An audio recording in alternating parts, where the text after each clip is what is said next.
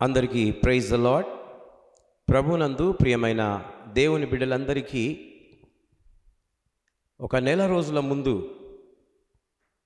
Christmas యొక్క సంబరములో మనం వెళ్ళబోతూ ఉన్నాం.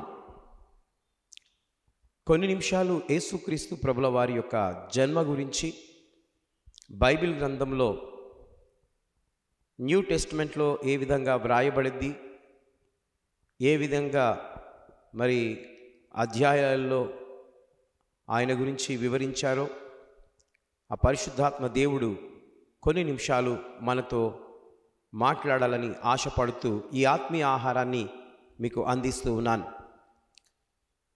నవంబర్ 25, 2025లో ఈ మాటను మీకు తెలియజేస్తూ ఉన్నాను.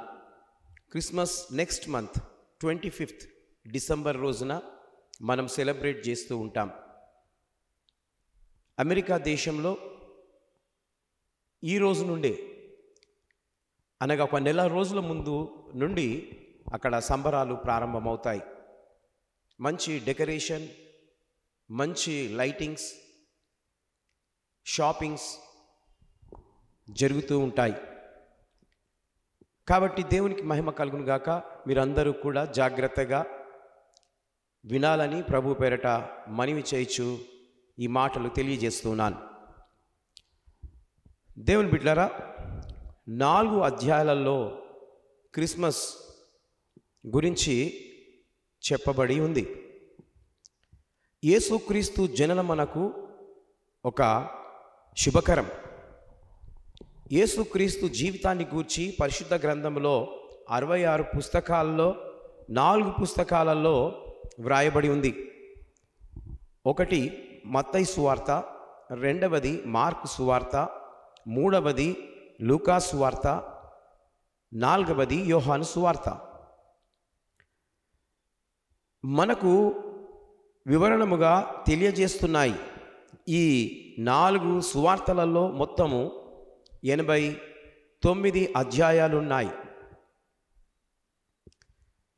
మొదటి అధ్యాయము మత్తయి సువార్తలో 28 అధ్యాయాలుంటాయి. రెండవది మార్కు సువార్తలో 16వ అధ్యాయాలుంటాయి. మూడవది లూకా సువార్తలో 24వ అధ్యాయాలుంటాయి. అదే ప్రకారము చివరిగా యోహాను సువార్తలో 24వ అధ్యాయాలు ఉంటాయి. మొత్తము 89 అధ్యాయాలు. దేవుని బిడ్డలారా, మీరు బైబిల్ని క్షుణ్ణంగా చదివేవారైతే మీరు లెక్క చూసుకోవచ్చు.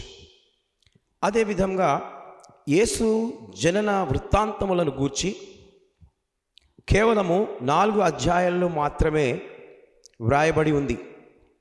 క్రొత్త నిబంధన గ్రంథములో, పాత నిబంధన గ్రంథములో కూడా కొన్ని చోట్ల యేసుక్రీస్తు యొక్క జననము ప్రవచించారు పూర్వపు ప్రవక్తలు. కాబట్టి కొన్ని నిమిషాలు మనము మరి దేవుని యొక్క సువార్తలలో మనము చదువుకుందాం. మత్తయి సువార్త 1వ అధ్యాయంలో, 2వ అధ్యాయాలలో, లూకా సువార్త 1వ అధ్యాయంలో, 2వ అధ్యాయంలో, అనగా మత్తయి, లూక్ మాత్రమే యేసు జనన వృత్తాంతములను వ్రాశారు. మార్కు, యోహాను మాత్రము యేసు జననాన్ని గూర్చి వ్రాయలేదు. కాబట్టి ఈ యొక్క క్రిస్మస్ సందర్భంగా దేవుని హృదయంలో ప్రారంభమైంది. అది మనిషి హృదయంలోనికి చేరినప్పుడే సంపూర్ణ సంతోషం అవుతూ ఉంది. కాబట్టి యేసు ప్రభుల వారు ఈ లోకంలో జన్మించినప్పుడు యావత్ ప్రపంచమంతా సంతోషించినట్లుగా చరిత్ర చెప్తూ ఉంది. ఎందుకు ఆ విధంగా మరి సంతోషపడ్డాయంటే వాటిని సృష్టించిన సృష్టికర్త ఆయననే గనుక. కాబట్టి ఈ రోజున మీరు ఈ సత్యాన్ని గ్రహించాలని మీకు ముందుగానే తెలియజేస్తూ ఉన్నాను.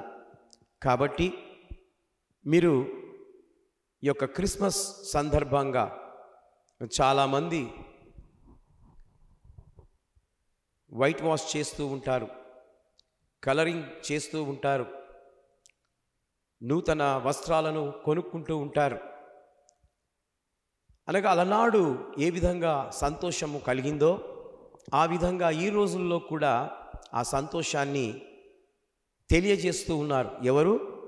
మీరే, ప్రజలే ఆ సంతోషాన్ని యావత్ ప్రపంచంలో ఈ యొక్క పండుగను జరుపుకుంటూ ఉన్నారు. ఇది యూనివర్సల్ ఫెస్టివల్ అని అంటారు. యావత్ ప్రపంచంలో జరుపుకునే గొప్ప పండుగ క్రీస్తు జననం. కాబట్టి ఈ రోజులో నీవు క్రీస్తును తెలుసుకున్నట్లయితే బైబిల్ గ్రంథాన్ని నేను చెప్పిన అధ్యాయాలు చదవండి. యేసు ప్రభుల వారు ఎలా జన్మించారు, ఆయన ఏ ప్రాంతంలో జన్మించాడు, ఆయన జన్మించినప్పుడు ఏమేమి వింతలు జరిగాయి, అవన్నీ కూడా జీవగ్రంథంలో వ్రాయబడ్డాయి. జీవగ్రంథం అంటే బైబిల్ గ్రంథం. బైబిల్లో జీవముంది. అందుకే మీరు బైబిల్ గ్రంథాన్ని చదవాలని ఈ మాటలు తెలియజేస్తూ ముగిస్తున్నాను. దేవుడు ఈ మాటలను దీవించి ఆశీర్వదించును గాక. May God bless you.